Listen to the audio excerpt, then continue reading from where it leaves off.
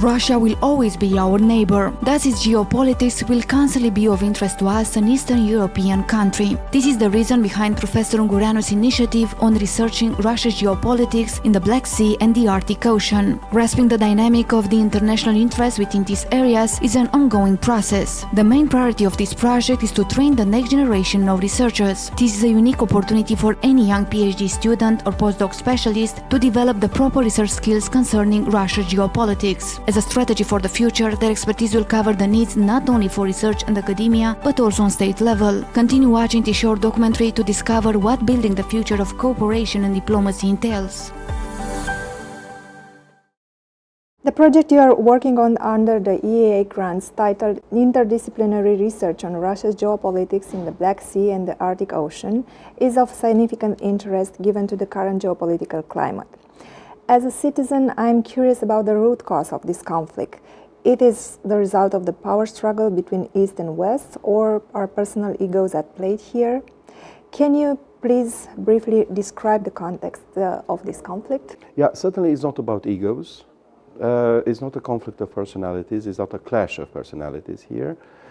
To put it in a nutshell, it's an aggression, an act of aggression that's been instrumentalized by the Russian Federation under the current leadership against an independent country with complete, full disrespect to the international law, or at least to the norms and of peaceful behavior between states as they are convened and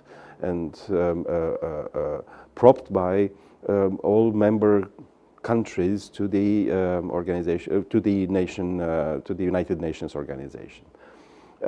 It came as an utter surprise for the average citizen, although symptoms that such an attack would happen could be traced down to the beginning of the 2010s. What happened in 2015, for example, with the Russian occupation of Crimea, was the first act of aggression. So therefore, I would say that we are now unfortunately assisting a situation we should have never been witnessing after the end of the Second World War. As said, it is an act of aggression, and like everything that happens in the international arena, it needs explanations, needs analysis, and this is the reason why the project today, with the conference, the University of Bucharest, the Center for Russian Studies, and our friends from the Fridtjof Nansen Institute organized, we set quite a serious precedent of academic analysis. This is not a project related to particular political views. It's very much, as an academic. It's not about political expertise that would be delivered to political dissidents. It is in our capacity in dissecting the situation and seeing exactly where the roots are, which are the current developments in Ukraine or in Russia, or which are the effects affecting the international community as a whole. So this is what happens today. The project, nevertheless, started some 3 years ago, prior to to February 2022, when the Russian Federation attacked Ukraine. At that time, the project struck two interesting premieres, so to say. It was the first cooperation, close cooperation, within the boundaries of the EEA funds provided by Norway through the European Union to a member country like Romania in terms of international relations, analysis of international relations, historical analysis, political analysis on the whole. So that was something that, in a way, happened as a beneficial surprise to the University of Bucharest, to what we started building, the Center for Russian Studies, which is a direct product of the project. And we aimed from the very beginning at bringing up a generation of younger scholars who could then become experts in Russian relations, meaning Russia in international relations, Russian history as well. Young scholars would be aptly using Russian language, thus understanding not just Russia, but the Slavic environment in Europe as a whole. Why was this direction taken by us? For the simple fact that experts on Russia are pretty scarce in Romania, unfortunately. There's been no center for Russian studies set in an academic environment prior to founding this center, whereas in other countries in Eastern Europe, centers of this kind are plenty. Poland has 4, Bulgaria has 2, Hungary has 1 in Budapest, which is quite well known. Finland has its own think tanks. I will leave aside the Baltic states, which are also pretty much into the debate. So we were, it was an island. Romania was an island of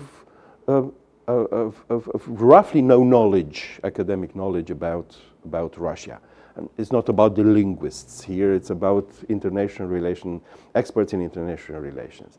So the center itself and the project was, from the very onset, thought as a modality, a mechanism of raising a generation that would be familiar with Eastern Europe and Russia, that would know how to explain things when happening, thus filling up the gap of knowledge, of academic knowledge. And then the war came, and suddenly the project became very heavy. So it was like happening. It sounds cynical, I'm sorry. It was like happening on behalf of the project. And certainly there was no personal connection with Putin. We haven't put Putin to work for the project. Do you see these young researchers that you are now creating here in this project? Do you see them having an important role in counseling, I don't know, state institutions or international institutions regarding this escalating conflict? I think that they have a sort of an individual chance now. They spread their wings. There were PhD students, most of them. They're now, some of them are already have already their PhDs in Russian studies. The young researchers that went into the project and enlisted themselves in the project, with the project, came from different corners. There were Romanians, ethnic Romanians, but we had ethnic Romanians which were academically successful in England, for example, had their PhDs in other countries, and then joined us here under the aegis of the same generous title. Yes, let's bring this generation up. What will they do in the future is very much up to them, but I think that once they have these credentials, they could well find a career, I don't know, in the higher administration or ministries of foreign affairs and so on and so forth. That would mean that the very scope of the project's been attained. What are the partial results of your project? Oh, there are plenty of papers. They've been published in academic journals throughout the world, most of them well known. IC journals, so from the so-called first tier up. Books that are due to come, proceedings of conferences that would be published in Germany or in England, translations, some of for example, I'm into translating one of Professor Neumann's books in Romanian. So it's been quite a serious work done by our colleagues, not just the youngest colleagues, but also You're the a team. senior. Yeah, yes, it is a team. Besides presence in various international academic venues, conferences, lectures here and there, yeah, like everywhere. And we are also now bound to work on a network, enlarging a network of connections between the Center for Russian Studies and counterparts in different other corners of the world. Speaking about partnerships, your project involves collaboration with a diverse team of researchers and an international partnership with esteemed Nansen Institute. Could you elaborate on what this partnership signifies for you and your team, and what advantages do you have for the project? Well, it would have been quite unusual to have the project with no foreign partner, simply because the bulk of the budget comes from the Norwegian side. The Romanian state participates with something like 15% to the general budget of the project. The Norwegian side came with a lot of expertise, with well-known academic names, providing high insights into the current situation in Russia that could be then perfectly applied to what happens in Ukraine now. So from the Norwegian side, expertise, a very thorough experience into building common projects and then fostering them into maturity. It's more than lesson learned. It's very much a cooperation that has become so